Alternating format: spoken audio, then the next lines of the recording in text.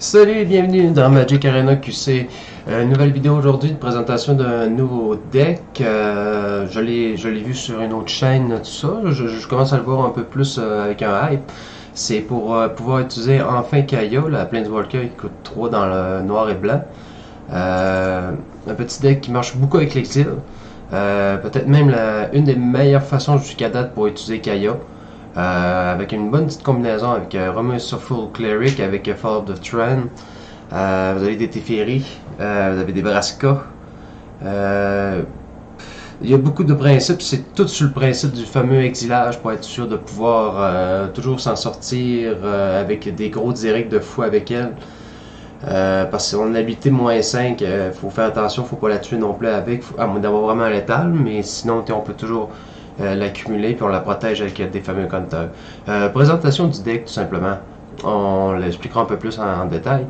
C'est deux Remorseful Cleric, deux Search for Akanta, deux Consecrate Consume, 4 Craie de Canarium, ça fait beaucoup d'exil.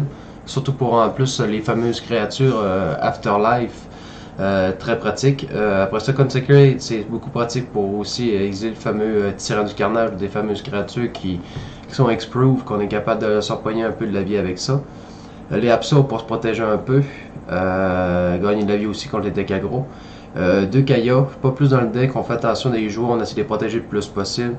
3 Subtle Wreckage, ça exile encore, c'est très pratique.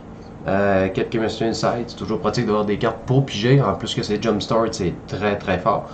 4 Vraska Content, on peut s'occuper des Planeswalkers et des créatures en exilant, c'est ce qu'on veut, puis on accumule un peu de vie. 4 Teferi, le classique, quand on a du blanc et bleu, c'est un bon mix à avoir toujours avec Teferi. Puis aussi, son emblème, on est capable de le faire beaucoup pour justement être capable d'exiler quand on va piger des cartes. Souvent, c'est même l'idéal, c'est d'avoir l'emblème Fall of Trend. C'est sûr, je vous le cacherai pas, c'est un deck qui va chercher vraiment du late game. Excusez! Je le couperai pas, là, c'est pas grave. C'est naturel. Bon, revenons au vif du sujet. 4 Teferi pour justement être capable de faire son emblème. Parce que je vous le cacherai pas, ce deck là c'est vraiment un deck late game. J'ai une game que j'ai enregistrée. C'est 35 minutes. Malheureusement, je peux pas encore mettre des vidéos aussi longtemps sur ma chaîne de YouTube. Mais simplement, c'est que ça prend beaucoup son temps, ça s'installe, ça a beaucoup de réponses. Teferi est souvent envisageable à son emblème et souvent même conseillé. Après ça, un Fall of Trend, ça, on n'est pas trop pressé à le jouer. Il faut vraiment attendre un bon timing, soit avec soit qu'on est déjà à l'aise avec l'exilage ou qu'on a Remorseful Cleric pour être sûr de pouvoir tout exiler ses Hélènes dans son graveyard. Comme ça, il ne pourra pas les rechercher, puis il va être obligé de jouer des cartes des Hélènes de sa main. Ça va vraiment le ralentir. Comparé à vous, puis il va remonter à 4, puis après ça, être capable de jouer une laine à chaque tour, vous va remonter à 6, vous êtes sans aucun problème en train de remonter à la pente avec ça. C'est ça qui est un peu tricky du deck, c'est qu'il faut vraiment jouer à des timings très spécifiques, faut pas y aller en fou. Je vais finir juste de le montrer. 3 syncopate pour justement, ça permet d'exiler quand on réussit à le counterer, ce qui est très fort.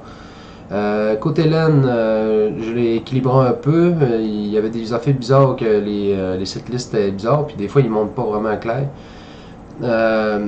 C'est sûr peut-être qu'il faudrait mettre l'autre qui est en version terrain plaine et swamp, mais je dirais pour l'instant j'ai mis ça comme ça, puis je suis vraiment pas le prix. Je les ai pas encore les laines de l'autre sorte qui sont apparues dans l'allégeance, mais comme ça il n'y a aucun problème. Je manque jamais mes couleurs, puis il n'y a pas beaucoup de choses quand même à deux. Là. Vous avez deux noirs ici, deux bleus, c'est vraiment pas dur. Les laines sont là. Après ça, dans le fond, l'explication du deck, c'est vraiment, on joue, faut vraiment avoir une main très, soit au début, destructeur ou ben contrôle pour être sûr de pouvoir très vite répondre aux réponses de l'autre. Il a même été testé un peu aussi en mythique avec Mega Mogwai. C'est une chaîne que je suis sur YouTube. Puis il l'essaie en mythique, puis ça fait vraiment la job quand même. C'est pas le meilleur des meilleurs, mais ça a vraiment un style quand même pour être capable de se battre contre des decks control puis des decks aggro. Ça a beaucoup de choses pour exiler, souvent le monde quitte après. Des Rage Quit, j'en ai eu quand même avec ce deck là. Là, moi-même, je l'ai pas essayé encore à la date, tout ça. Pour l'instant, je le laisse comme ça. Là, c'est sûr, j'essaie de remonter un peu dans la platine, tout ça. Je veux pogner le diamant dans pas longtemps. Plus vite possible, on s'entend. Après ça, il n'y a pas encore de sideboard officiel pour lui. Moi, ce que je pourrais dire, vu que vous avez du bleu et noir, si vous voulez jouer encore plus comme troll, vous pouvez mettre des Tough Erasure. C'est ce que je vais mettre un petit peu plus. Je vais essayer de l'expliquer un peu plus le deck, vu que la vidéo va pas vraiment avoir de game, c'est juste pour l'expliquer. Le sideboard, ça pourrait être des Tough Erasure, tout le monde connaît ça, je crois. Tough Erasure, c'est très pratique pour justement affronter plus de decks de contrôle. Sinon, mettre des Negate pour justement être capable un peu plus. Sinon, peut-être rajouter des Moment of Graving si vous affrontez beaucoup de decks aggro, tout ça aussi pour être capable de reprendre 2 de vie, fait des -2, -2. Sinon, peut-être pour rajouter du létal, peut-être mettre le fameux légendaire bleu, là, le dinosaure bleu. Le Léviathan, non, Léviathan quelque chose. Non. Excusez, j'essaie de le trouver. Léviathan, c'est 6? Ah, ben non, j'ai oublié de... j'ai oublié d'enlever mon mot. Vous pourriez peut-être mettre ça aussi... ouais, Nézéal, Primal Tide, pourrait aussi se mettre en sideboard pour aller chercher un peu plus de létal. Peut-être même aussi mettre le fameux dragon 7-7 qui est dans ces couleurs-là, qu'on discarte une carte pour le mettre un exprove. Je pense même que ça serait meilleur que lui. Parce que lui, c'est quand même 3 cartes pour le protéger, ça devient un peu tannant. Sauf qu'il n'est pas protégé au Destroy All, là, le dragon. Mais sinon aussi peut-être même ça aussi, le hasard de Limebringer. Quand même un bon sideboard. Ça dépend qu'est-ce qu'on affronte surtout. Moi j'avoue je le mettrais peut-être encore plus contrôle. C'est sûr ça va être encore plus long les games, mais sauf que ça va les permettre de chercher vraiment des fins bonnes.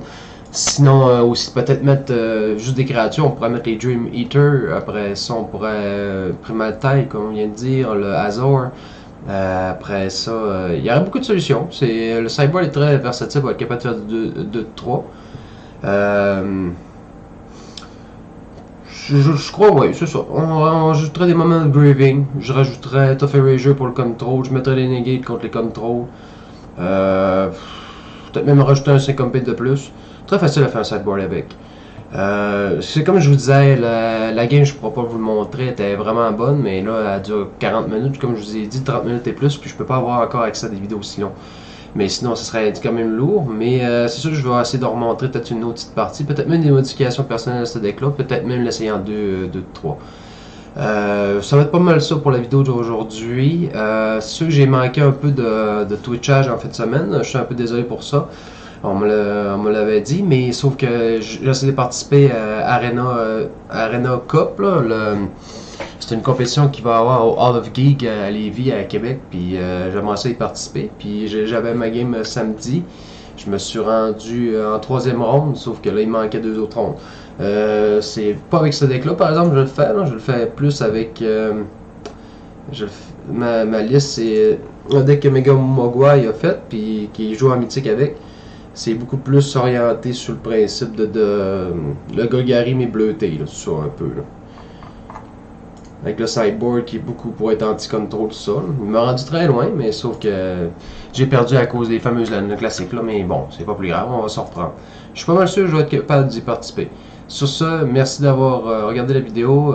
Followez la chaîne. Après ça, venez toujours me regarder sur Twitch. Je joue beaucoup de 18h à peut-être plus 21h ces derniers temps avec le travail tout ça, mais heure de l'Est, Pacifique, Atlantique, excusez. Sinon, je suis toujours content de vous donner une vidéo. Si vous avez des suggestions, vous pouvez toujours en faire. Merci, au revoir.